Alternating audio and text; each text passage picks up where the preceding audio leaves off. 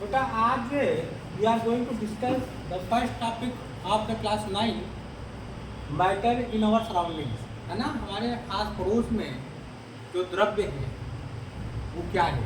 ठीक है, तो केमिस्ट्री के पहली बात, first of all we have to define the chemistry. Chemistry deals with the study of materials.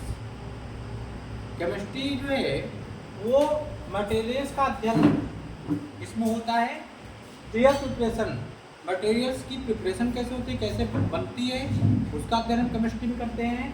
Properties, किसी मटेरियल के गुणधर्म क्या हैं, ठीक ना, टेक्सचर क्या है, और कॉन्स्टिट्यूशंस, उसकी बनावट कैसे, जैसे अभी हमने टेक्सचर कहा तो वो किस कैसे बना है, कैसे दिखता है, सॉलिड लिक्विड है कैसे, ये सब का अध्ययन and used in all walks of life. और जीवन के प्रत्येक क्षेत्र में हम जो है जो ये मटेरियल्स है इनका उपयोग, ये सब हम किसके अंतर्गत करते हैं, केमिस्ट्री या रसायन विज्ञान के अंतर्गत। क्लियर, कोई डाउट? अच्छा, एवरी यहाँ लिखा ऑल वॉक्स ऑफ लाइफ, जीवन के हर क्षेत्र में। ठीक है, जितने भी सौंदर्य प्रसाधन ले लीजिए, क्रीम पाउडर से लेकर के जो हम कपड़े पहने हैं, इसमें भी नायलॉन वगैरह से लेकर जूते जो हम पहनते हैं प्लास्टिक के, ठीक है, या कॉटन के, जो भी चीज़ है अधिकतर वो हम किसके अंतर्गत करते हैं, अध्ययन केमिस्ट्री के अंतर्गत। क्लियर हो गया? तो इसीलिए कहते हैं ऑल वॉक्स ऑफ लाइफ, जीवन के हर पहलू को ध्यान में रखते हो। क्लियर हो गया? अब आते हैं मैटर क्या होता है। सबसे बड़ा प्रश्न ये होता है कि मैटर है क्या। तो जितना भी ब्रह्मांड है हमारे, उसमें मैटर की बना होता है। ठीक है, अब होता क्या है कि कोई भी मैटर कोई भी पदार्थ हो सकता है, एनी सब्सटेंस, कोई भी पदार्थ हो सकता है। अब पदार्थ हम भी हो सकते हैं, आप भी हो सकते हैं, कोई नॉन लिविंग ऑब्जेक्ट हो सकता है, ये मार्कर हो सकता है। क्लियर? क्यों हो सकता है, हम इसको मैटर क्यों कह सकते हैं, क्योंकि इसमें कुछ ना कुछ वजन है ना। और इसको अगर इस पर रख देते हैं तो कुछ नहीं, देखिए हथेली भी खाली है, इस पर हमने रखा तो कुछ ना कुछ स्थान इसने घेर लिया ना। तो पदार्थ या मैटर वो होते हैं जिनमें मास होता है, द्रव्यमान होता है, और वो कुछ ना कुछ जो है स्थान को घेरते हैं, ऑक्यूपाई स्पेसेस। साथ ही साथ can be realise by senses. अच्छा, हमने यहाँ रखा तो हम इसको अपने आँख से इसको देख सकते हैं, इसको छू सकते हैं सेंस ऑर्गन्स के द्वारा, इसको चाट सकते हैं टंग के द्वारा, टेस्ट कैसा है इसका। ये सारी चीज़ जो किससे होते हैं, सेंस ऑर्गन से। ठीक है, तो ये क्या है, ये पदार्थ है कि नहीं है? क्लियर? अब वास्तविकता में अगर बात हम करें कि दुनिया में जो मैटर है, हमने आपको बताया कि जो भी चीज़ें आपको दिखती है वो कहीं ना कहीं मैटर ही होती है। जैसे नाउन, जो चीज़ हमें दिखाई दे इंग्लिश में वो सब नाउन है। अभी तक कि आप रट्टा मारते रहो, person place of thing, PPT, तो हमको जो भी चीज़ दिखता है वो सब नाउन है।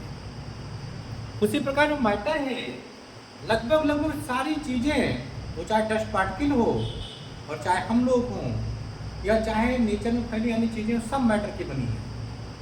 ठीक, अब देखिए केमिकली क्या बात, अगर मान लीजिए कि हम फिजिकल फॉर्म देख लें, फिजिकल जैसे हम हमारी जो काया को, उसको क्या कहते हैं, साइक कहते हैं। ठीक है, या फिजिकल प्रॉपर्टीज जिसको हम ऊपर से देख लें, फिजिकल ब्यूटी, शारीरिक सौंदर्यता जिसको कहते हैं, तो फिजिकल ब्यूटी, शारीरिक सौंदर्य, लेकिन अंदर क्या चल रहा है ये तो कोई नहीं मालूम है ना। तो उसी प्रकार मैटर जो होता है उसके 3 फिजिकल फॉर्म्स होते हैं जिसको हम देख सकते हैं नेकेड आई से। ठीक है, जैसे सॉलिड के रूप में हमने देखा, ये सॉलिड है ना। उसके बाद वाटर रखा है, वाटर क्या है आपका, लिक्विड है। और गैस जितने भी एयर, ये पंखा चल रहा है ना, ये सब कहीं ना कहीं गैस है ना। तो 3 फॉर्म में होती है मैटर। कितने फॉर्म होते हैं, कौन कौन, सॉलिड, लिक्विड एंड गैस। ठीक है, ऐसे तो अभी 5 फॉर्म निकाले हैं। ठीक है, 5, एक जेली निकाल दिया, एक सेमी सॉलिड निकाल दिया। तो एक अब आते हैं अगर chemically compound of small particles, तो सब्सटेंस क्या होते हैं, प्रश्न उठता है। अगर केमिकली हम बात करें कि रासायनिक तौर पर एक सब्सटेंस क्या होता है, एक पदार्थ क्या होता है रासायनिक तौर पर, ठीक है। तो जाहिर भौतिक रूप में तो 3 हो गई है फिजिकल फॉर्म में, सॉलिड, लिक्विड एंड गैस, आसानी देख सकते हैं। लेकिन अगर हम केमिकली इसको टेस्ट करें, जैसे मान लीजिए कि वाटर, हमने यहाँ लिक्विड का एक एग्जाम्पल लेते हैं वाटर, तो वाटर किससे मिलके बना है, तो जाहिर बात है यहाँ पर 2H हो गया और एक O हो गया, ये वो है ना, इससे मिलके बना है। तो इसको क्या कहते हैं, लिक्विड कहते हैं। क्या कहते हैं, लिक्विड कहते हैं। ये 2 चीजों से मिलके बना है। कौन से, एटम से। 2 एटम इसके किसके हैं, अगर H2 को कर दिया तो ये डायएटॉमिक मॉलिक्यूल कहलाता है, और ये एक एटम हो गया, तो एक मॉलिक्यूल और एक एटम से मिलकर क्या बन गया आपका, H2 बन गया। तो केमिकली अगर हम बात करें तो ये छोटे छोटे कॉन्स्टिट्यूएंट्स पार्टिकल से बने होते हैं, जो क्या हो सकते हैं, मॉलिक्यूल हो सकते हैं, अणु हो सकते हैं, एटम्स परमाणु हो सकते हैं, और आयन या आयन के बने हो सकते हैं। ठीक है, क्लियर। जैसे एटम हमने अगर कर लिया इसमें, तो मॉलिक्यूल्स के रूप में अगर हम H2O कर दिया, ठीक है, ये आपका मॉलिक्यूल्स हो गया, H + H हो गया, ये 2 ये क्या हो गया, डाई एटॉमिक एटम हो गए। अब आयंस की बात अगर करें तो NaCl, जब इसको हम तोड़ेंगे तो Na पे प्लस और Cl पे माइनस, ये कॉमन साल्ट जो होता है, ठीक है। तो इस में किसी न किसी छोटे से कण से बने होते हैं, पार्टिकल्स मतलब कण से बने होते हैं, और उन कणों को हम मॉलिक्यूल के रूप में, एटम्स के रूप में या आयंस के रूप में देखते हैं। क्लियर। तो अब मैंने ये आपको बताया कि मैटर जो है, केमिस्ट्री क्या होती है, मैटर क्या होता है, मैटर की भौतिक अवस्थाएं क्या होती हैं, और मैटर की जो है वो रासायनिक अवस्थाएं क्या होती हैं। ठीक है। तो अब देखिए, अगर प्रॉपर्टीज की बात करें फिजिकल, तो इसमें आपने सुना होगा मेल्टिंग पॉइंट, बॉइलिंग पॉइंट, ठीक, फ्रीजिंग पॉइंट, ये सब क्या है, ये किसी भी पदार्थ को मेजर करने का एक पैरामीटर है। या बॉइलिंग पॉइंट दिया यहाँ, क्लियर। तो ये सब मेजरमेंट है फिजिकल फॉर्म्स को मेजर करने के लिए। क्लियर हो गया। अब देखिए कुछ और हम चीजें आपको बता दें कि मैटर जो बहुत छोटे पार्टिकल्स का बना होता है, जो मॉलिक्यूल्स, एटम्स और आयंस के होते हैं। छोटे जो कण होते हैं, क्या कौन कौन से होते हैं, मॉलिक्यूल्स हो सकते हैं, एटम्स हो सकते हैं, या आयंस हो सकते हैं। क्लियर। अब मैटर के देखिए, the constituent particles of matter may be arrange from highly condensed, इसमें हाईली कंडेंस्ड होते हैं, ठीक है, potential as well as kinetic energy. देखिए, the constituent particles of matter are always in a state of motion and possess potential as well as kinetic energy.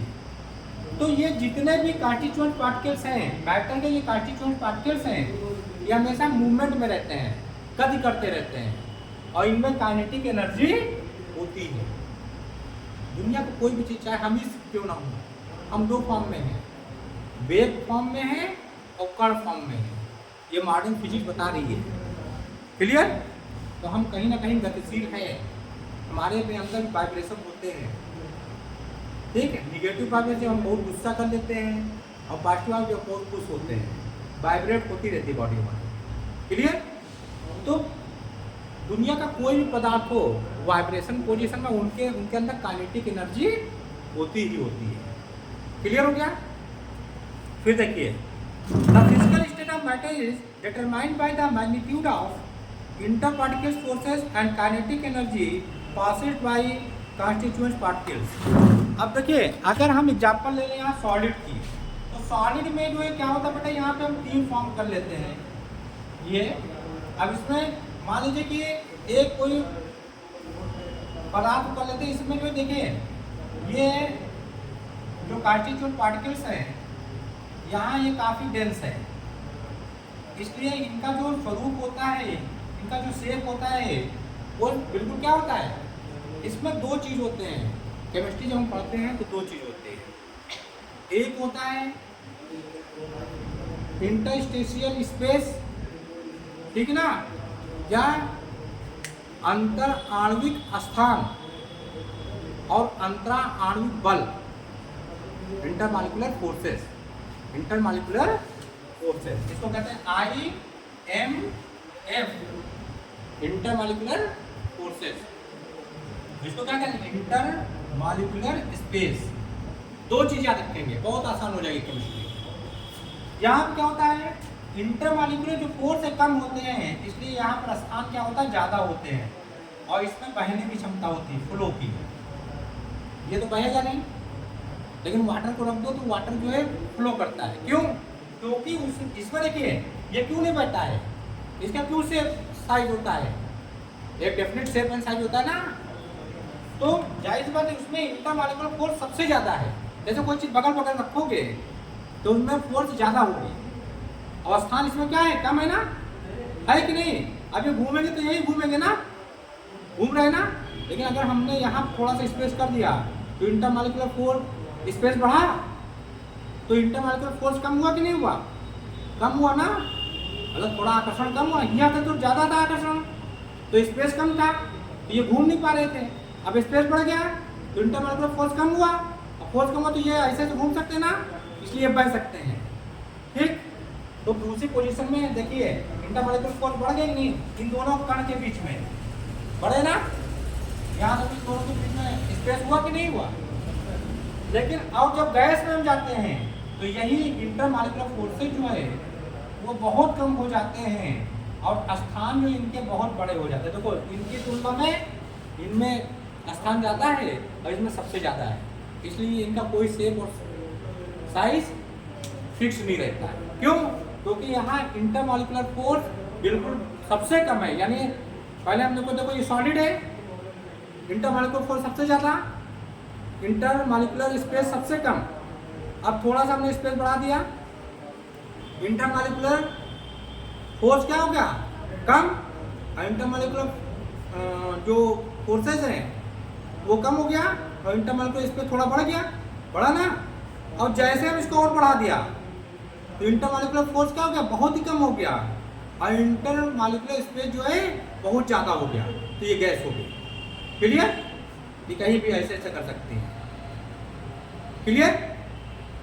तो ये solid हो गया, लिक्विड हो गया बेटा, ये गैस हो गया। तीनों बने किससे हैं, या तो मॉलिक्यूल के बने हुए, या एटम के बने हुए, या आयन के बने हुए, और कोई प्रोसेस है ही नहीं। समझ में आ गया? अब हम आते हैं नेक्स्ट में कि the physical state of matter determined, ये तो हो गया आपका constituent particles. In solid state the interparticle forces are very strong. यहाँ देखो इंटरमॉलिक्यूलर फोर्सेज जो है बहुत ही स्ट्रांग है एक दूसरे से, इसलिए हिल डुल नहीं पा रहे हैं। इसकी तुलना में देखो यहाँ हिलेंगे ज़्यादा ना, यहाँ हिलेंगे कि नहीं हिलेंगे, लेकिन यहाँ पर कम हिलेंगे। तो सॉलिड में इंटर जो मॉलिक्यूलर स्पेस होते हैं बहुत कम होते हैं। फिर कहता है and the kinetic energy possessed by the particles minimum, और ये जो पार्टिकल्स जिससे मिलकर के सॉलिड बना है इसमें काइनेटिक एनर्जी सबसे कम होगी, सबसे कम, मिनिमम। काइनेटिक एनर्जी मान लो तो गतिज ऊर्जा, तो गतिज ऊर्जा कम होगी तो यहाँ पे स्टैटिक एनर्जी सबसे ज़्यादा होगी। क्या होगी? काइनेटिक एनर्जी अगर सबसे कम है तो गतिज ऊर्जा मतलब गति करने की जो ऊर्जा हो उसको काइनेटिक एनर्जी कहते हैं। स्टैटिक मतलब जहाँ वैसे बैठे तो वैसे बैठे रहो। तो सबसे ज़्यादा हाँ मतलब जो काइनेटिक एनर्जी यहाँ मिनिमम, और फोर्स एनर्जी है स्टैटिक एनर्जी सबसे अधिक। फिर देखिए बेटा, इसीलिए ये क्लोजली पैक होते हैं और ये एक स्पेसिफाइड पोजीशन पे होते हैं।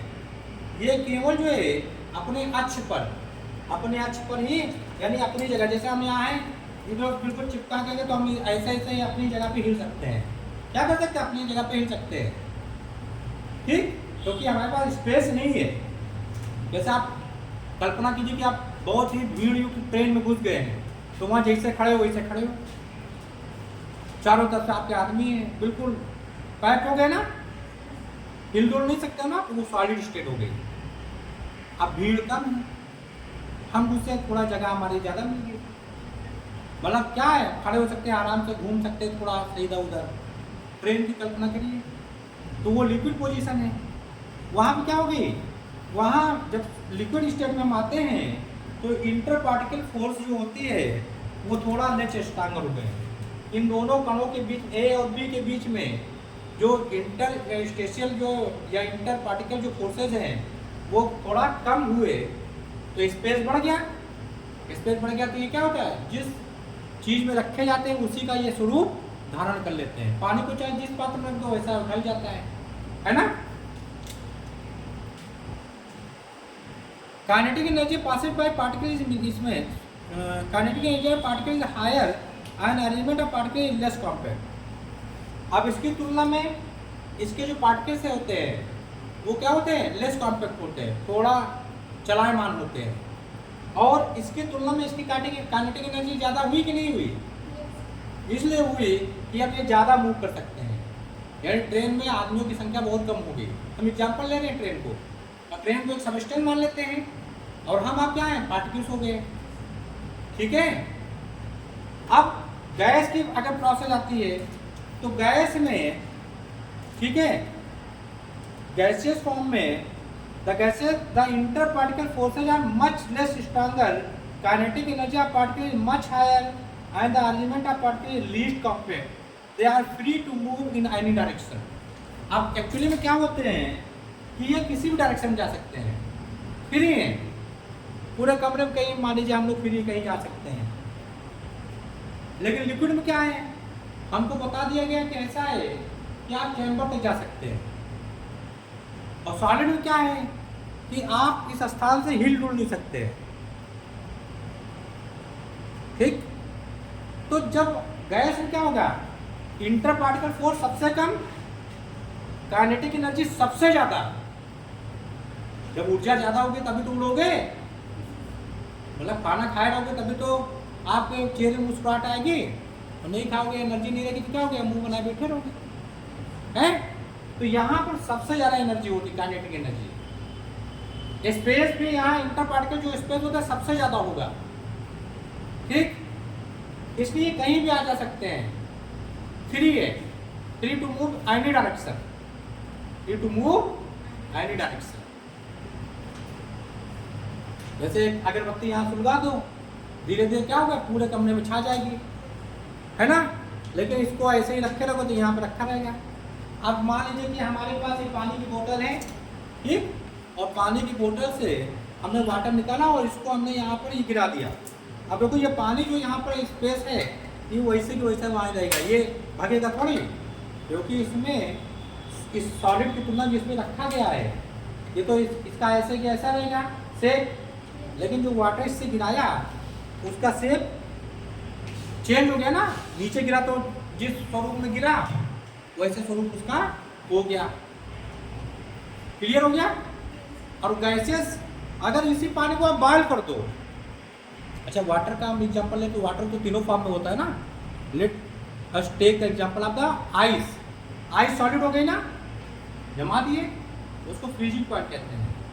वो विशेष तापक्रम जिस पर कोई जो है जो द्रव है वो जम जाए, क्लियर, फ्रीजिंग पॉइंट कहलाता है। अच्छा वो विशेष तापक्रम या स्पेशल जो है टेम्परेचर जिस पर कोई जो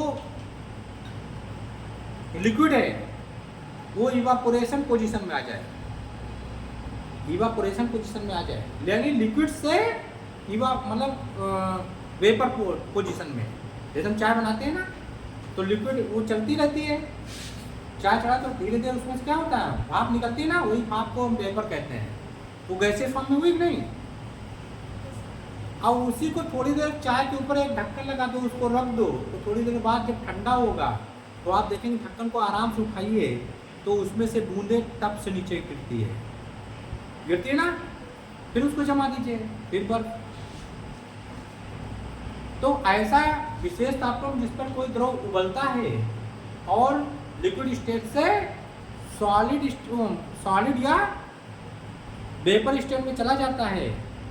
अगर उबलने लगता है विशेष तापक्रम पर तो उसको क्या कहते हैं, बॉइलिंग पॉइंट। अगर वो विशेष तापक्रम पर जम जाए, वाटर 0 डिग्री पर जम जाता है तो उसको क्या कहते हैं, फ्रीजिंग पॉइंट। 100 डिग्री पे क्या होता है, उबलने लगता है, वो वाटर क्या हो गया, बॉइलिंग पॉइंट। तो बॉइलिंग पॉइंट हो गया, फ्रीजिंग पॉइंट हो गया, और कौन सा पॉइंट था, मेल्टिंग पॉइंट। मेल्टिंग पॉइंट किसके लिए है, जैसे बर्फ के लिए भी कर सकते हो, बर्फ को जितने एनर्जी उसने लिया उतने वो पिघलने में लगी। या मान लीजिए कि जितने भी मेटल होते हैं उनका हर मेटल का अलग अलग गलने का पॉइंट अलग अलग होता है, ठीक, गलने का पॉइंट जो है अलग अलग होता है, क्लियर। तो उसको हम क्या कहते हैं, उसको हम कहते हैं melting point, clear.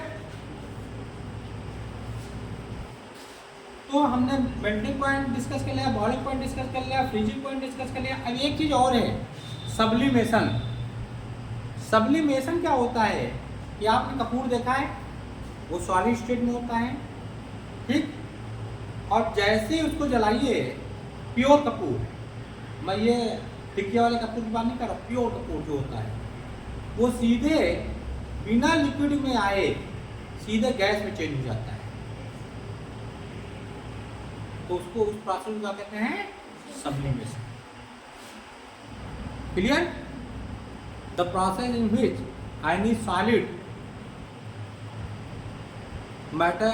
any solid is going to change in its gaseous form without changing in the liquid form. This process is known as the sublimation. Clear हो गया, कोई डाउट, नो डाउट, गुड। अब बेटा देखिए,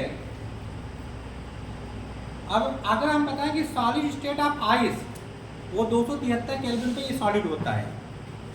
the liquid state is water, अगर liquid state पे जो तापक्रम होता है वो 273 से 373 केल्विन के मध्य होता है। और अगर गैसेस स्टेट इज स्टीम तो उस समय इसका जो तापक्रम होता है वो 373 केल्विन का होता है। एक चीज़ और बता दे बेटा, जैसे we can take the example of the water. तो वाटर में जो है वो interconversion of the state of matter. Matter में क्या होता है, पारस्परिक जो है एक स्टेट से दूसरे स्टेट में चेंज हो जाती है। जैसे वाटर में सॉलिड जमा दो तो सॉलिड हो गया, उसको वो थोड़ा सा जब बर्फ पिघल जाती है तो लिक्विड हो गया, और जब इसको फर्दर आप गर्म कर दोगे तो गैस में चेंज हो जाता है। फिर गैस को आप स्टीम को और ठंडा कर दो तो लिक्विड, और फिर लिक्विड को और ज़्यादा ठंडा कर दोगे तो क्या हो जाएगा, सॉलिड में चेंज हो जाएगा। तो ये इंटर कन्वर्जन कहलाता है। क्या कहलाता है, interconversion of matter, interconversion of states in matter, clear. फिर देखिए बेटा, अब आते हैं मेल्टिंग। तो the change of a substance from the solid state to the liquid state at a particular temperature is called melting और melting fusion.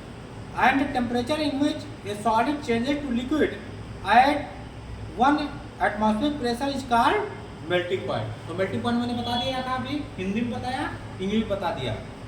The temperature remains constant till the process of conversion is complete.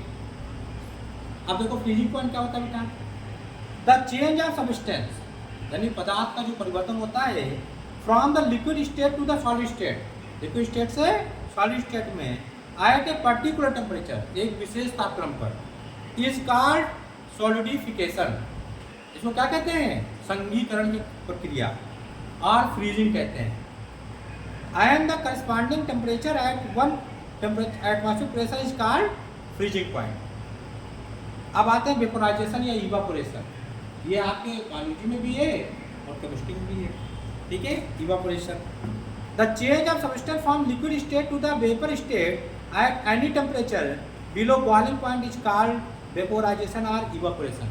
यानी वो तापक्रम, जैसे हम मैं मानता हूँ, एक एग्जांपल ले लेता हूँ कि 100 डिग्री पर कोई पानी गर्म होने लगता है, लेकिन 100 डिग्री से नीचे यानी बॉइलिंग से पहले जब किसी भी लिक्विड का सीधे लिक्विड स्टेट से और वेपोराइज स्टेट में परिवर्तन जो होता है वो प्रक्रिया क्या कहलाती है? वेपोराइजेशन कहलाती है या इवोपोरेशन कहलाती है। शर्त क्या है? बॉयल ना हो, बॉयल टेम्परेचर से नीचे। क्लियर? 100 पे जैसे पहुंचेगा वैसे पानी क्या होता है? बॉयल होने लगता है। तो 99 तक ही हम कह सकते हैं कि वो इवापोरेशन होगा। क्लियर? अब बेटा आते हैं, a liquid is set boil when its vapour pressure becomes equal to the atmospheric pressure. अगर किसी लिक्विड को हमको कहना कि बॉयल कर रहा है या उबल रहा है, तो कैसे कहते हैं कि जब वेपर प्रेशर यानी जो वाष्पीय दाब होता है वो एटमॉस्फेरिक दाब के बराबर हो जाता है। And the temperature at which vapour pressure of a liquid becomes equal to the atmospheric pressure is called boiling point. और इसी पॉइंट को हम बॉइलिंग पॉइंट कह देते हैं। Boiling point involve the functions of bubbles in the interior of the liquids and takes only at definite temperature. अच्छा, जब boiling होती है तो आप समझिए कि धीरे धीरे पहले बबलिंग स्टार्ट होती है और फिर उबलने लगता है। उबलते समय आप देखेंगे बबल्स बनते रहते हैं। लिक्विड को आज करके देखिए, चाय बनाइएगा तो आप देखेंगे तो उसको क्या कहते हैं? तभी उस लिक्विड को हम जब उसमें बबल्स स्टार्ट हो तो हम उस प्रोसेस को जिसमें एटमॉस्फेरिक प्रेशर और वेपर प्रेशर दोनों बराबर हों उसको हम बॉइलिंग पॉइंट कहते हैं। क्लियर?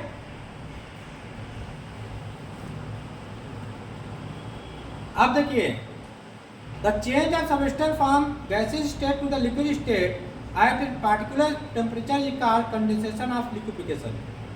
यानी गैसियस स्टेट से लिक्विड स्टेट में जब हम किसी विशेष तापक्रम पर किसी चीज़ का परिवर्तन करते हैं तो उसको कंडेंसेशन या लिक्विफिकेशन कहते हैं। जैसे मान लीजिए कि वेपर हुआ, चाय बनाई आपने, वेपर उठ रही है, आपने इस पर ढक्कन रख दिया, थोड़ा वही जो वेपर थी वो चिपक गई जा करके ढक्कन पे, और वो जब ठंडी हुई तो फिर लिक्विड में आ गई।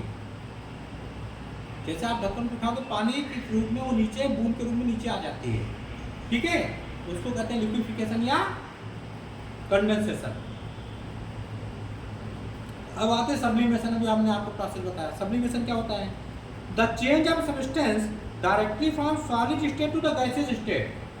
सॉलिड से गैसियस स्टेट में जो परिवर्तन होता है direct, and the direct change of the gaseous state to the solid state is called sublimation.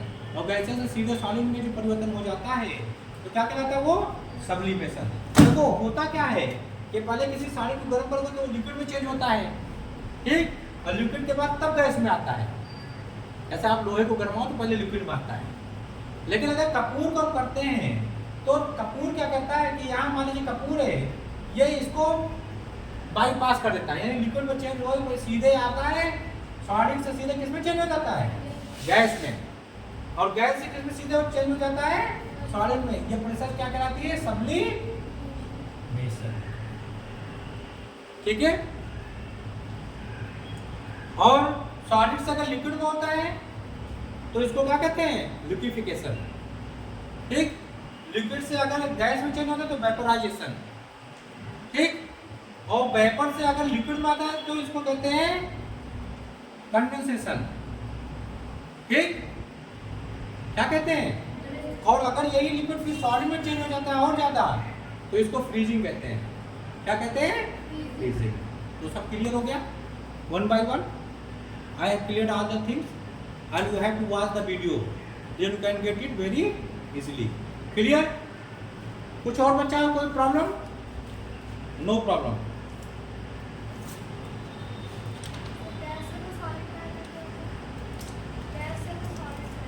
Gas अगर बेटा गैस से जो है हम सॉलिड में आते हैं तो ये सब्लिमेशन है। डायरेक्ट गैस टू सॉलिड या सॉलिड टू गैस। समझ में आ गया?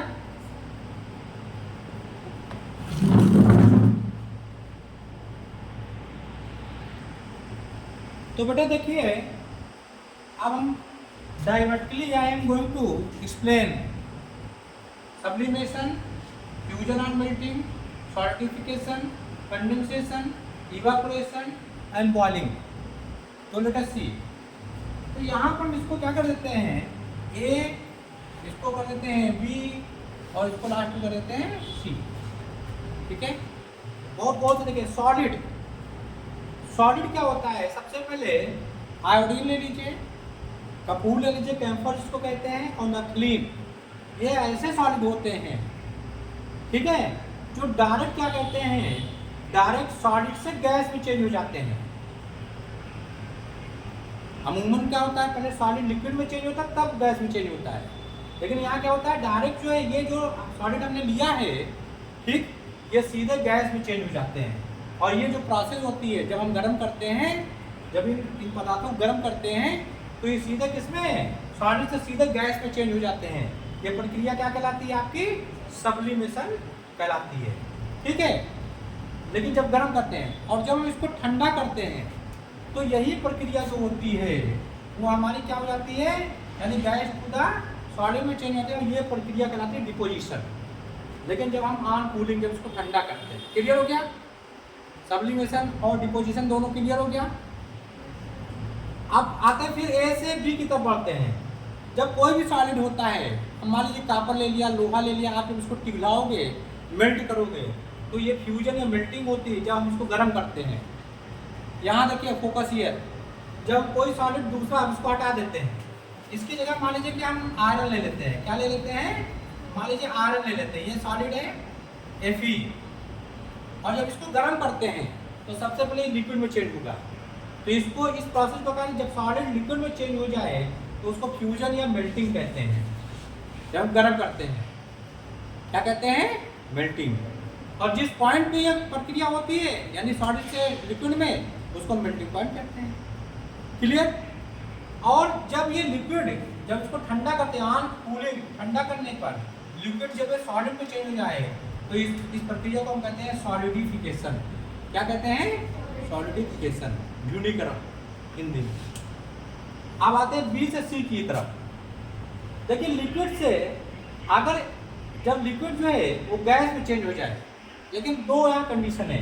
इवापोरेशन के रूप में जब हम इसको बॉइलिंग पॉइंट के नीचे किसी जो है लिक्विड को गर्म करते हैं तो वो वाष्पीकरण कहलाती है। क्या कहलाती है, वाष्पीकरण कहलाती है। ठीक। और जब लिक्विड जो है वो उबलने लगता है, ऑन हीटिंग एट BP, यानी बॉइलिंग पॉइंट पे उबलने लगता है, ठीक, या ऑन रिड्यूसिंग प्रेशर, जब प्रेशर बहुत ही कम कर देते हैं, प्रेशर घटाने पर, तो बॉइलिंग प्रक्रिया कहलाती है। बॉइलिंग मतलब उबलना, यानी लिक्विड जो है वो क्या हो जाता है, गैस में आने से पहले क्या होता है, उबलता है। तो ये बॉइलिंग प्रोसेस कहलाती है। क्लियर। तो ये प्रक्रिया ऐसे ही चलती रहती है, ABC। ठीक है। अब बेटा देखो यहाँ inter conversion of the states of the matter की जो स्टेट्स है, सॉलिड, लिक्विड एंड गैस, तो तीन चीज आपको याद रखना है।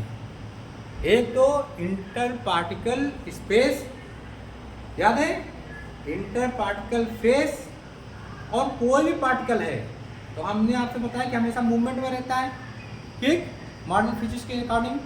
तो जाहिर सी बात है कि कोई भी जो पार्टिकल्स होता है दो प्रकार की एनर्जी होती है। एक तो जैसे मान लो ये है, तो ये अपनी जगह पर है तो इसको स्टैटिक एनर्जी कहते हैं, और दूसरी एनर्जी इसमें काइनेटिक एनर्जी होती है। अब इसको जलाओ तो इसमें से क्या होता है, हीट निकलेगी, लाइट निकलेगी, तो ये सारी चीज़ें क्या है, इसमें छुपी हुई एनर्जी, इसको काइनेटिक एनर्जी, गतिज ऊर्जा कहते हैं। ठीक है। तो कोई भी दुनिया का कोई भी मैटर हो उसमें ये दोनों प्रॉपर्टीज होती हैं। अब इसमें काइनेटिक एनर्जी ज़्यादा है। अब देखो सॉलिड, लिक्विड और गैस, देखो यहाँ पे सॉलिड है, लिक्विड है और गैस। लिक्विड में मिल्क हो गया, ऑयल हो गया, समझ रहे हैं ना, वाटर हो गया। इसमें सॉलिड स्टेट में क्या होता है, नॉर्मली कोई भी मेटल हो गया, नॉन मेटल भी हो सकता है, जैसे कोयला भी है, सॉलिड है कि नहीं है, नॉन मेटल है। डायमंड नॉन मेटल है, सॉलिड है ना, सॉलिड है ना। और वैसे ही लोहा या जो एल्युमिनियम, ये सारी चीज़ क्या है, सॉलिड है। और गैसीय फॉर्म में आप ले सकते हैं क्या, CO2 गैस ले लो, O2 गैस ले लो, ठीक है, वाटर वेपर ले लो, ये सब क्या है, गैसीय फॉर्म में। क्लियर। तो एक दूसरे में इंटर कन्वर्ट, देखिए जब सॉलिड को हम गर्म करते हैं तो लिक्विड में चेंज हो जाता है, और लिक्विड को जब हम और गर्म करते हैं तो गैस में चेंज हो जाता है। जब गैसियस स्टेट को ठंडा करते हैं तो लिक्विड स्टेट में आती है, जैसे पानी, और फिर जब इसको और ज़्यादा ठंडा कर देते हैं तो सॉलिड में रहती है, जैसे फ्रीजिंग पॉइंट ऑफ वाटर या फ्रीजिंग ऑफ वाटर। क्लियर? तो ये इंटर कन्वर्जन हो गया। आपस में क्या होता है? अवस्था परिवर्तन। Inter conversion of states of the states of matter. Clear हो गया? जैसे एग्जामिनेशन हॉल में कोई पेंसिल नहीं लाया, कोई रबड़ नहीं लाया, तो एक दूसरे से लेकर के काम चला लेते हैं, है ना? तो उसको क्या कहते हैं? Inter conversion. समझ में आ गया? कोई डाउट? तो दो चीज याद रखिएगा, एक तो इंटर पार्टिकल स्पेस और इंटर पार्टिकल फोर्स। चलो बताओ बेटा, तेज से बोलना। इंटर तीन चीजें सॉलिड में मैंने आपको बताया ना, यहाँ कुछ नहीं करना, केवल ये आप फिगर याद रखिए, 1 2 और यहाँ पर 3। इसमें देखिए ये जो ये कण है इसको कहते हैं, हाँ, पार्टिकल्स कहते हैं, और इनके बीच का जो स्थान होता है उसको कहते हैं इंटर पार्टिकल स्पेस। और इन दो पार्टिकल के मध्य में जो लगा हुआ बल है या फोर्स है उसको हम कहते हैं इंटर पार्टिकल फोर्स। ठीक? तो बेटा एक चीज और है, एक दूसरे की तुलना में करते हैं।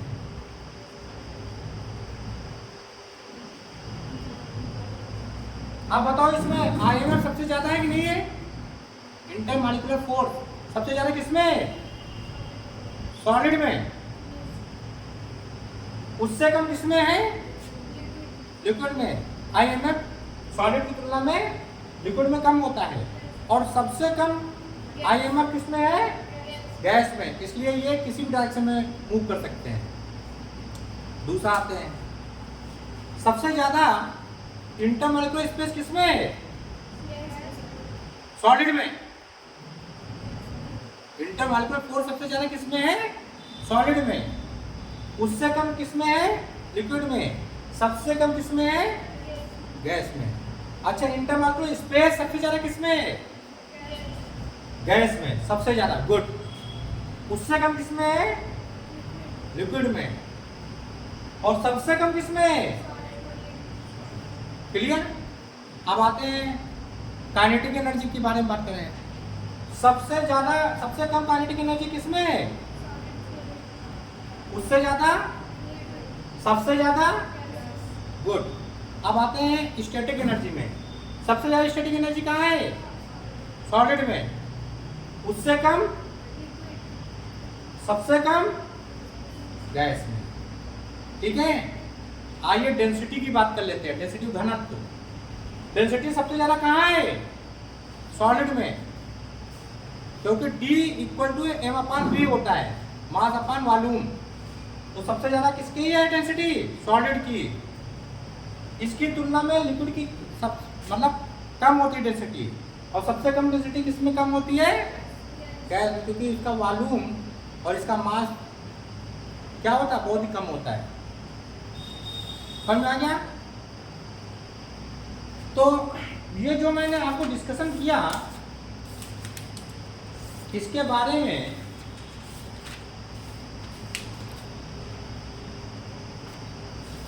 अच्छा, fluidity, volume, density, compressibility and diffusion. अच्छा बेटा एक चीज और है, डिफ्यूजन मतलब बहने का गुण। डेंसिटी मैंने बता दिया। अच्छा, कंप्रेसिबिलिटी अगर दबाने की जो प्रक्रिया है, तो ये सॉलिड है ना, इसको दबा सकते हो? नहीं दबा सकते हो। बहुत ज़्यादा प्रेशर हो तो थोड़ा सा दबेगा। तो सबसे ज़्यादा हाईएस्ट कंप्रेसिबिलिटी किसमें होती है? सॉलिड में, क्योंकि इसके कारण बहुत पास पास है, इसलिए कितना दबाओगे? ज़्यादा टच से मस नहीं होगा। लेकिन अगर लिक्विड को दबाओगे तो क्या हो जाएगा? जिसमें होगा ये ऊपर मूवमेंट कर जाएगा, है ना? कंप्रेसिबिलिटी इसकी तुलना इसमें सबसे ज़्यादा मतलब सबसे कम है, उसकी तुलना में इसमें अधिक है, और इसको सबसे ज़्यादा जो है कंप्रेस कर सकते हैं। क्योंकि जब पंप हवा भरते हैं तो आप देखते हो कि जो हम साइकिल में हवा भरते हैं तो उसमें सब खाली तो रहता है स्थान, और गैस को जो करके तब नीचे प्रेसाइज करके हम निकालते हैं हवा। ठीक? तो कंप्रेसिबिलिटी समझ में आ गया? एक चीज और है इसमें बेटा, डेंसिटी हो गया, डिफ्यूजन।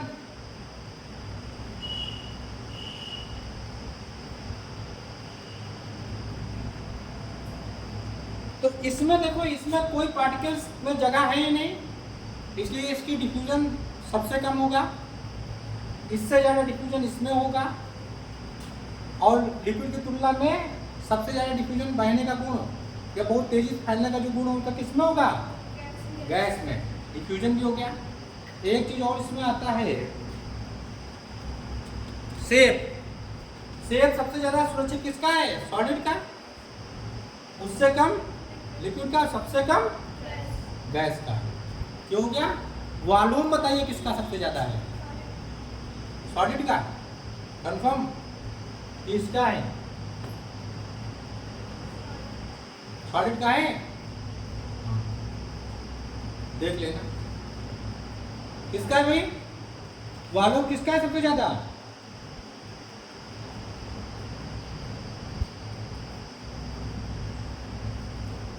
वॉल्यूम सबसे ज्यादा आपका सॉलिड का।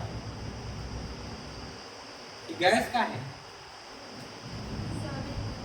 सॉलिड का है, क्योंकि डेंसिटी किसके ऊपर डिपेंड होती है? D/m/v। क्लियर?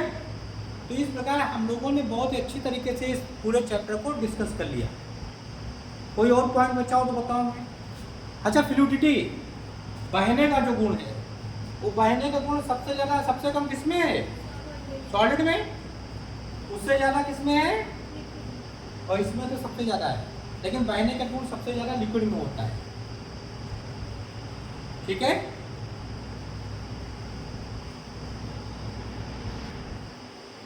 देखिए, सबसे ज्यादा जो मेल्टिंग पॉइंट है, गलाओगे किसको? सॉलिड को गलाओगे कि लिक्विड को, कि उसको गैस को? सॉलिड को गलाओगे ना, तो एनर्जी सबसे ज्यादा किसमें लगेगी तीनों को गलाने में? सॉलिड को। तो मेल्टिंग पॉइंट किसका हाई होगा?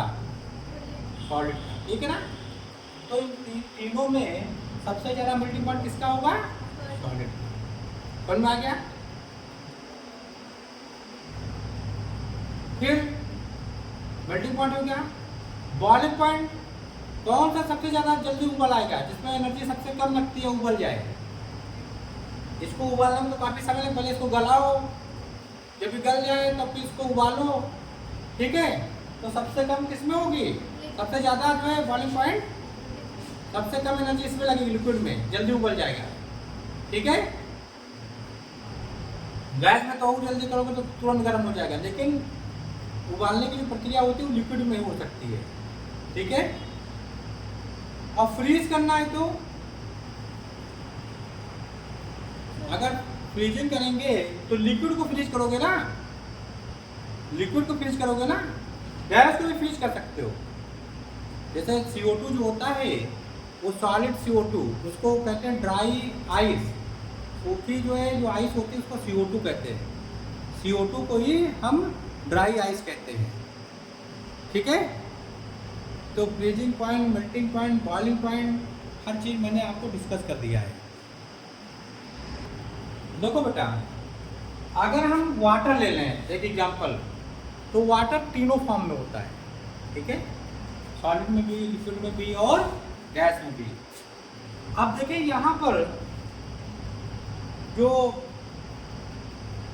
टेम्परेचर मेजरमेंट किया जाता है दो चीज़ों में, उसकी यूनिट जो है केल्विन और सेल्सियस है। तो इसमें क्या होता है कि जब सॉलिड स्टेट में वाटर होता है, ठीक, कब होता है? या तो 0 डिग्री के नीचे या 273 केल्विन पर। 273 kelvin equal to 0 degree Celsius कहलाता है। ठीक है? तो इसमें इस टेम्परेचर पर कोई जो है वाटर जो होता है वो सॉलिड फॉर्म में होता है, यानी बर्फ के रूप में। क्लियर? सेकंड पार्ट में आ जाते हैं, बी में। तो लिक्विड स्टेट में वाटर तब पूछता है जब उसका जो टेम्परेचर होता है वो 0 डिग्री से 100 डिग्री के बीच में हो, अर्थात 273 केल्विन से लेकर के 373 केल्विन के मध्य में। क्लियर हो गया?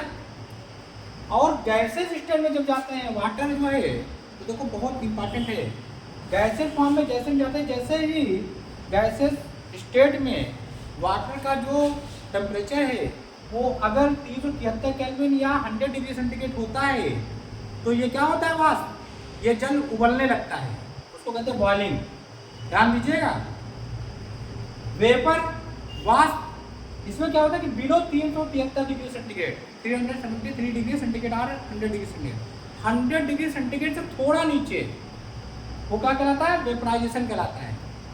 और ठीक है, ठीक 373 डिग्री पर या 100 डिग्री सेंटीग्रेड पर जब कोई द्रव जो है वो वाष्पित होता है बहुत तेज से, भाप बनती है, ये वाष्प है, ये भाप है, तो वाष्प की तुलना में भाप ज्यादा जो है क्या हो जाती है, स्ट्रांग होती है। तो इसको कहते हैं भाप कब बनती है, 373 डिग्री सेंटीग्रेड पर या 100 डिग्री सेंटीग्रेड पर। क्लियर हो गया?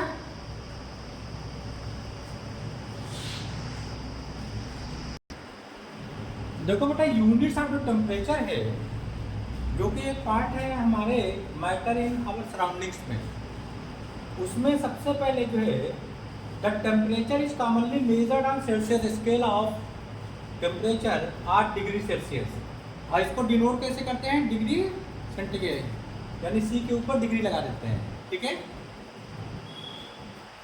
ऑन डिग्री सेंटीग्रेड या on Celsius the melting point of ice, melting point of ice कितनी है, 0 डिग्री, यहाँ पे क्या हो गया, यहाँ पे इसको हम कह देते हैं डिग्री सेंटीग्रेड। और the boiling point of H2O, यानी जो बॉइलिंग पॉइंट होता है जल का, उसको कहते हैं 100 डिग्री सेंटीग्रेड। क्लियर? तो ये तो सेल्सियस में है, डिग्री सेंटीग्रेड में, इसको हम किससे शो करते हैं, सी के ऊपर डिग्री होगा, ये सेल्सियस को शो करता है, सेल्सियस इसको शो करता है। ठीक, अब यहाँ पे देखिए, the unit of temperature on this scale is kelvin, इस स्केल पर, यानी एक दूसरी स्केल है जिसको हम केल्विन स्केल कहते हैं, which is briefly expressed by the symbol के, जो के द्वारा, साधारणतः के द्वारा जो है शो की जाती है, के, इसमें कोई डिग्री नहीं लगाते, ये जैसे यहाँ पे डिग्री लगी, यहाँ पे कोई डिग्री नहीं लगाते। ठीक है, और यही SI यूनिट ऑफ टेम्परेचर, इसी को हम इंटरनेशनल स्टैंडर्ड यूनिट मानते हैं टेम्परेचर की, केल्विन को, मॉडर्न साइंस में। ठीक है, on kelvin scale of the melting point of ice, अगर केल्विन स्केल पर हम बर्फ के मेल्टिंग पॉइंट को देखते हैं तो वो 273.16 केल्विन का होता है। इसको नॉर्मली हम जो है 273 ही मान लेते हैं, 273 केल्विन मान लेते हैं, ये 0.16 वैल्यू हटा देते हैं। क्लियर? और अगर हम वाटर के बॉइलिंग पॉइंट को केल्विन में मापें तो यहाँ पे 273 होता ही है, उस पर 100 और हम कर देते हैं, तो कितना हो जाएगा, 373 केल्विन।